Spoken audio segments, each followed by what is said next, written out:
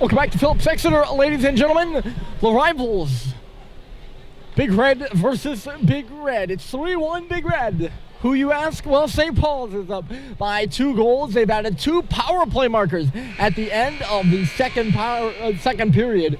The first time this season where they've scored 2 power play goals in one game. The guy that's about to take the draw against Michael Young, and he just won it. That's Cooper Flinton. He had the second one to put St. Paul's up by 2 in desperate need of a win. And Exeter looking to hold the fort here on home ice. Well, looking to make a comeback here on home ice. They see a lot of this ice sheet. They have 20 home games this year. So obviously winning those games at home are pretty critical for this Exonian squad. This one through on the center ice. Icing is waved off. The shots in that second period favored St. Paul's 15-12, just as the goals favored them 2-0. Second period has statistically been St. Paul's best period of this season. Here's Owen Stadheim picking the puck up. He will, as will the rest of this St. Paul squad, try to close out a victory here. They got 17 minutes remaining in this hockey game. Exeter needs 2.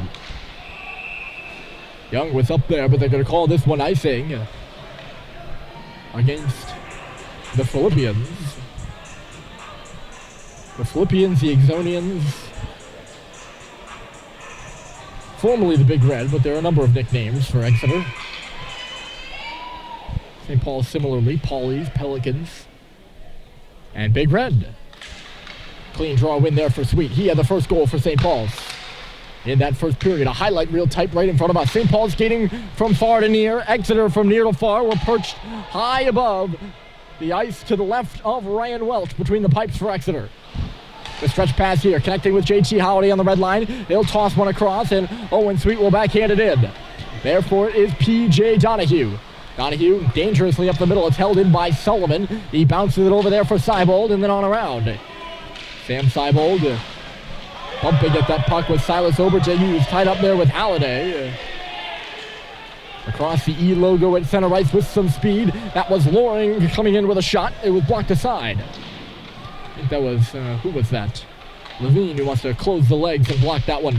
Uh-oh, turnover here. It's Sweet coming in. Halliday now picking it up, trying to find Seibold. Seibold now has it on the near side, back to the line. Levine, a high drive. And it just goes into the corner. Frechette steps in from the line, back to the front of the goal. A dangerous rebound came off the pad of Welch, but it was too hot to handle for Seibold here on the near side. Donahue. They'll tap it out to center. Chmielewski is tracking on that puck. St. Paul's puts it right back onto the stick of Donahue again.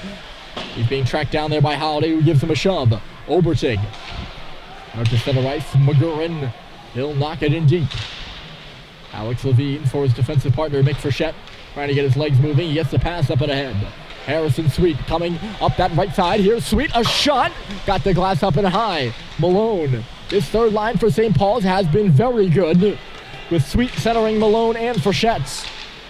They played especially well in that second period. Here's Gherkin. Trying to get around Fitz Frechette. They'll go into the corner for Frechette. Got his stick tied up in the midsection there of Gherkin. No penalty on that one. Probably could have been a hook against Fitz. Hepp is given a bump. He's then taken in even harder there by Tommy Gannon. Trying to tie him up. St. Paul's with a bit of struggle there getting that puck out. It's up at the line now. Held off the stick of Mix, but not for long. It went right to Hepp. I think the puck actually did come out. It looked like it. That's why Mix didn't pursue it and try to hem Hepp in. St. Paul's changing on the play as Gherkin's pass connects up ice. Reese Ramirez trying to take it off the wall, knocked away from him. Trying to go the other way here is Owen Stadheim. He'll cut outside. Stadheim back to the front of the goal. Flinton was headed there, and it just was deflected away by Welch. Here's Flinton near side. Jake Sullivan, a shot, and tipping it in front is Stadheim. It just goes to the corner. Cox is upended. He puts it back to the front of the goal. Welch will tap it ahead, and then Cologne will clear the zone. It's going to go in on goal. Cologne and Sullivan maybe exchanging a few jousts, and that got the attention of the crowd. There's Flinton. Oh, he overskated the puck and then tripping over his stick there. Hold on a moment. Here's Cooper Flinton with a shot, and Welch with the save. I was going to say Young tripped over the stick of Flinton. Could have been a penalty. Uncalled again to St. Paul's. Cologne tied up Sullivan, who takes the digger as the puck is back out at center. Cox ahead of Flinton there. Ramirez will shove it in deep. There's Jack Simon off the wall. His shot was blocked aside. Hustling up here is Cox. He's got a goal. Cade Cox across the blue line. Crisscrossing lanes. He scores! His second of the hockey game, and Cade Cox has made it 4-1 St. Paul's.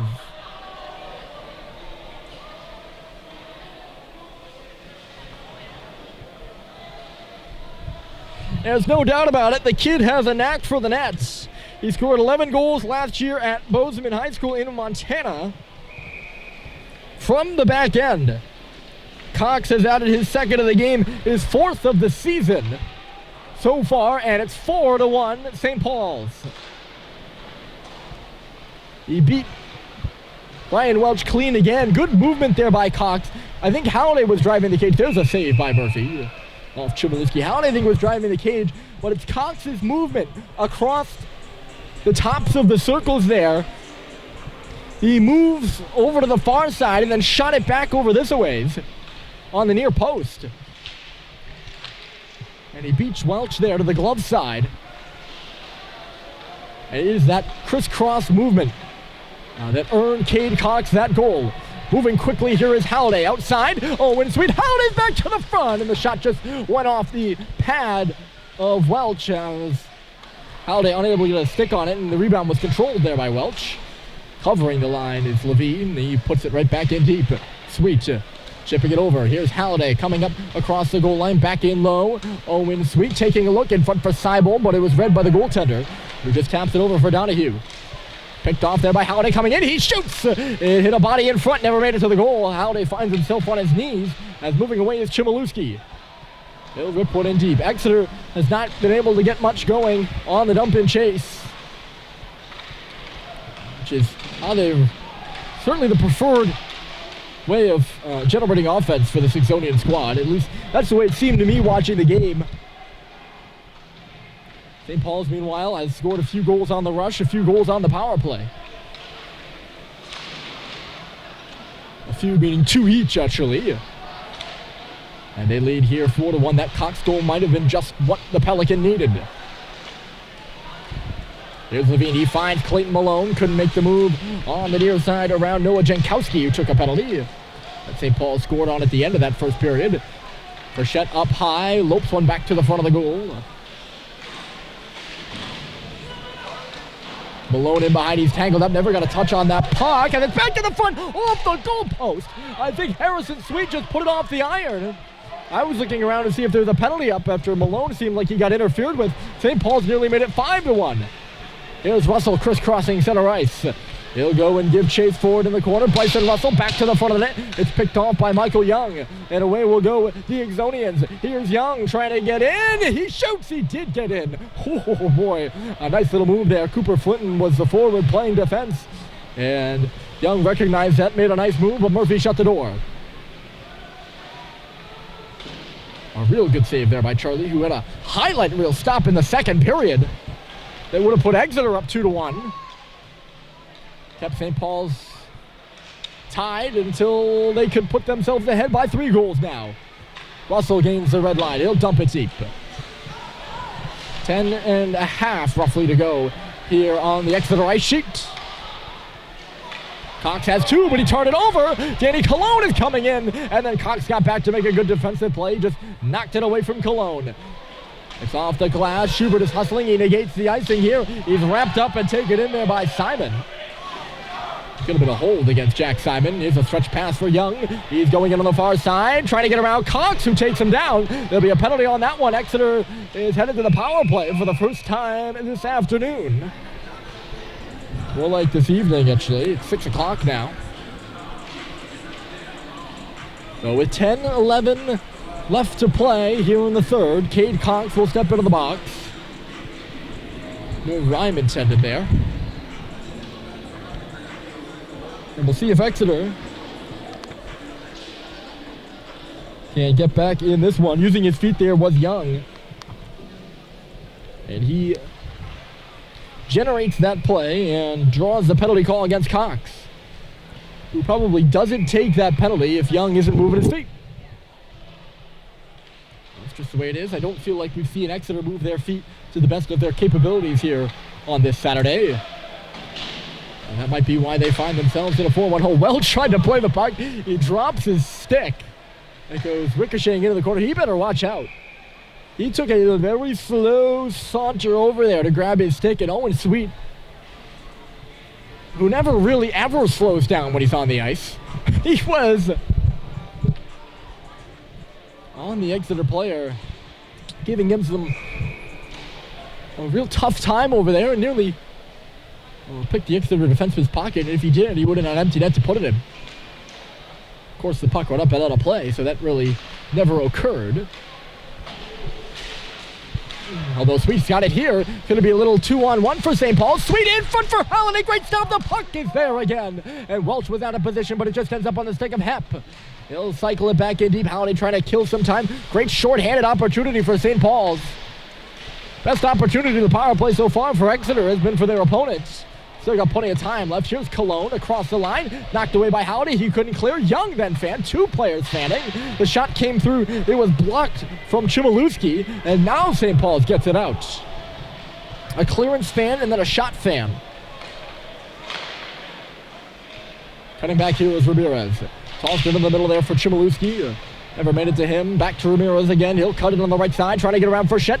He's going to go around the goal out the near side. Cologne, position at the face-off circle. Up high. They move it around here. It's Simon. He's going to get the pass back over there from Chmielewski. He shoots, and it ricocheted off something, get into the corner. There's Cologne pulling it off the wall. He tried to lean into a shot. It gets bounced up in the air off the stick of Schubert. In behind the goal, but St. Paul's will find it, and they will clear. Exeter's going to start a change. The assistant coach there for Exeter was gesturing like they need to come back quickly, and actually only one player that did. And then it was Tom Chmielewski who headed off, and he didn't really come back that quickly. Exeter down 4-1 here. Schubert got in the way of that pass. That puck stays in the zone. No, it doesn't. Ramirez continued to play. He didn't hear the referee yelling off as that puck dribbled over the defenseman's stick here at the near boards. Offside is the call. This face-off should be down in the Exeter end, I think. They're going to say no to that one. Not your typical New Hampshire Saturday for a very classic New Hampshire battle between these two squads. Temperatures reaching close to the 70 degrees. It was high 50s in Concord, high 60s here in Exeter. Loose in the middle, there's a shot. The rebound was there for... Looked like Gannon got taken down after McGurran found himself in a dangerous spot to shoot that puck in the middle. Charlie Murphy remaining solid in the paint. Or the Big Red. The St. Paul's Big Red, that is. Offensive zone draw here for Exeter. They're 0 for 1 on that power play, by the way. I think I said it expired. But even if I didn't, I mean, you can see we're actually above the scoreboard, so you can see the scoreboard just fine. See literally everything in that defensive zone in one little shot. In a very different way, you can see everything in this zone as well. Here's Hep in deep, rounding the goal. Jack Hep to the front of the net. And boxed in there was Malone. He couldn't get a stick on it. It's cleared there by McGurran and out to center ice. Also tracking back on it. The play in front of this Exeter student section, which is just down to our left in front of the half wall, has been especially chippy. Across is Statheim. That drive just goes wide of the goal. Stepping in is Hep. It gets passed around him. McGurran couldn't handle it, though, and Luke Mix will follow up and bring it ahead. Mix, the defenseman, shooting! It bounced in front of Murphy there. The puck is still Luke. Where is it? Mix was in front looking for that rebound. McGurran came in as well. As that initial shot from Mix handcuffed Murphy, it pops up in the air in front of him, and thankfully for him, not behind him. He had absolutely no idea where it was, and he did end up finding it. After a close call. Shot off the draw there by Oberchain. Big block. That was Halliday who stepped in front of that one. It'll be chased to the far side. Seibold going in over there with Reese Ramirez. Is that Ramirez? top unit not out there, so I don't know if that was Ramirez. Nearly tapped away at the line by Seibold. He would have been in for a breakaway. No, I think that's Jake Shapiro. Although, didn't I say Shapiro was scratched? I don't know who that is. This is what I mean. It's so far away. I don't think Shapiro is scratched, so that's got to be him. I haven't seen much of Shapiro. That jersey tuck is a killer. It is. It's Jake Shapiro. I mean, I apologize. And he wasn't scratched either. Shapiro wears number 8. And the guy in front of him on the roster, Tyler Luzzo, who wears number 7, he was scratched. I have a bit of a photographic memory, so I was trying to see where that person with scratch was on my little roster in my memory. Probably more than you cared about knowing. Nonetheless, Exeter back to work. They trail by 3 here and sure could use one now. The sooner the better if you're the Exonians. That's bouncing up for Cox again. He's got a trailer coming through the empty net. They had an empty net and I didn't even realize it. And Cade Cox has the hat trick. He had some late guys coming but realized he had that shot. And he wheeled around and fired it as Ryan Welch was on the bench.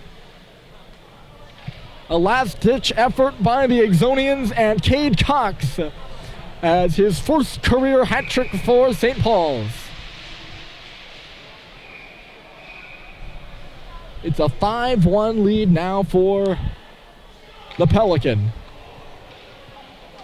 And what has become, it was a great second period play by this team, and they have carried that over here in the third and made the victory, or the victory impending, barring an incredible comeback here by Exeter. Which, it was always possible. They still have 5 minutes and 53 seconds left at the side of the St. Paul's cage right now. Players knocking down left and right. It squirted out of that pile as Frechette knocked his man down. And I think that's going to be the issue here. Is that Frechette didn't see the puck, so he was just taking a body. And they're going to call him for interference. Or no, they're going to call him for a rough. I don't think there's much different in this scenario. So Exeter back to the power play. They're 0 for 1 so far. We've only seen them once.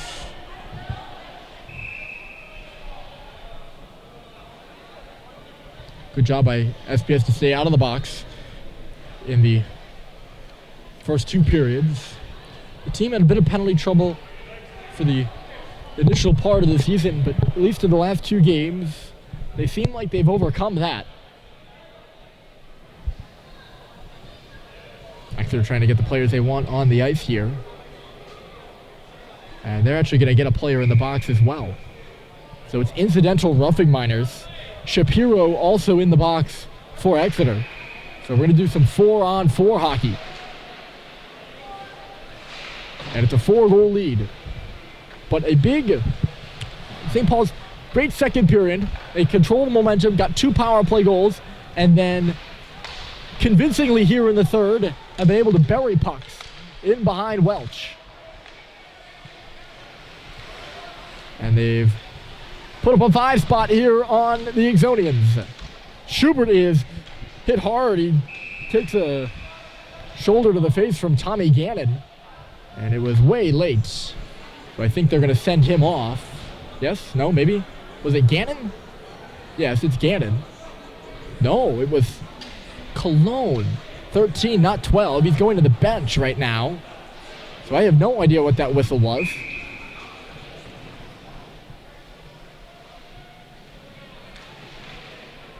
Huh. Both teams make changes. No penalties there. Minute 28 left in the 4-on-4 time. Yeah, not sure what that was all about. I thought there was going to be a penalty to Exeter. Blocked out to neutral territory there by Reese Ramirez. Hep is swinging back with it. Ramirez is all on him. 2 guys up front. Oh, Ramirez took down Hep. It's on the stick of Young now. He's going to go around the goal. Michael Young having a look. He goes back to the line. Oberting leans in and fires, but it's blocked aside. I think that was Flinton who got in front of that one. It's hampered him, though. Oh, Young back to the front.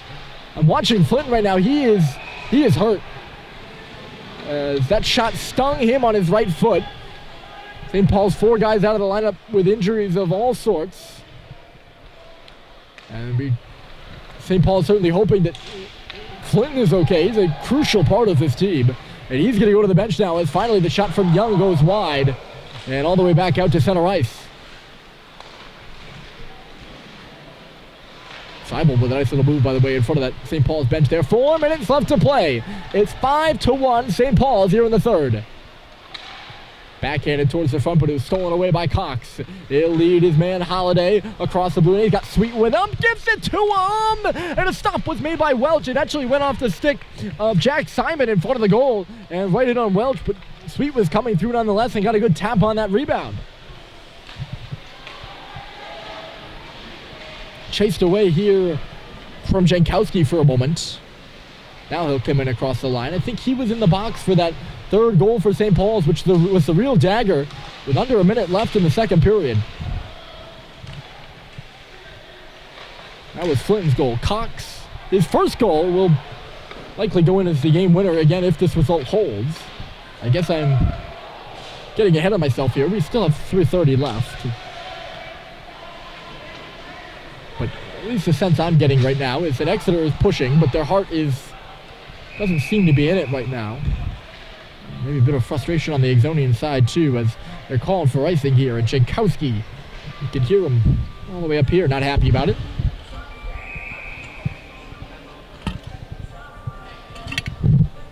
Not unhappy with the officials as much as he's unhappy with himself.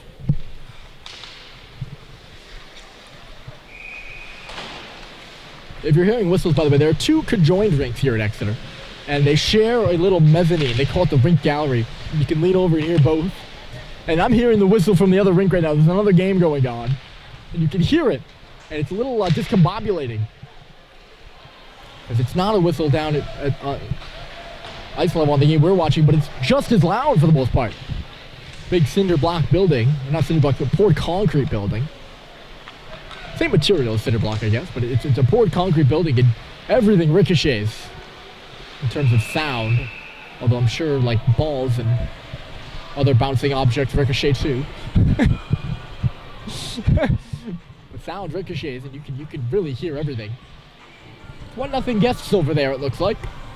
Not sure who the home team is or who the guest is. It's not an Exeter team. These rinks are very often, I don't want to say tendered, but they're lent out to, or rented out by outside organizations, including New Hampshire East Youth Hockey. Flinton's back on the ice there. You saw him charge up and ahead, so his foot seems to be fine. Maybe just a stinger there in the boot. He's got it in the corner, comes up high now. Here's Flinton, another nice move. He's on the backhand, and the save was made by Welch. That rebound is in and around the goal, too. Schubert falling. He puts it off an Exeter stick.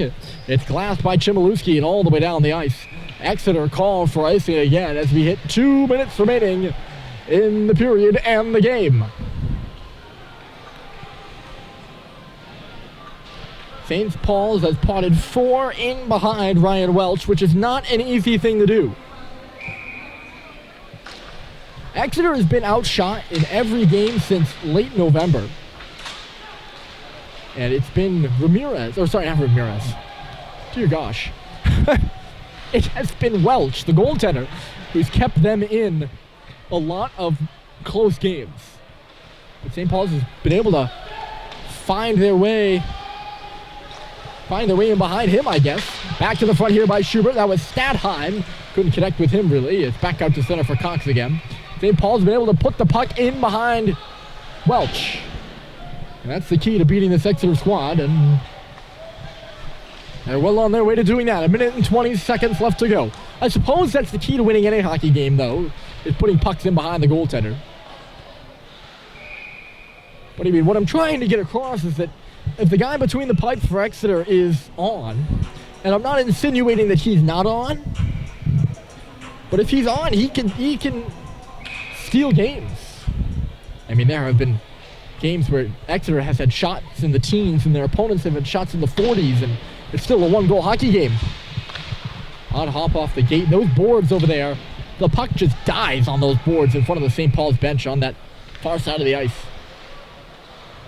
I'm not saying he hasn't been good. I want to be clear. I think St. Paul's has just played a very good, well-rounded hockey game here. Special teams, 2 power play goals.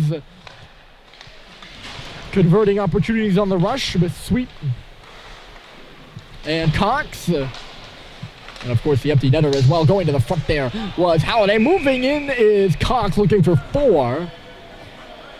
Unable to control his momentum, and Welch just looked like he kicked at him.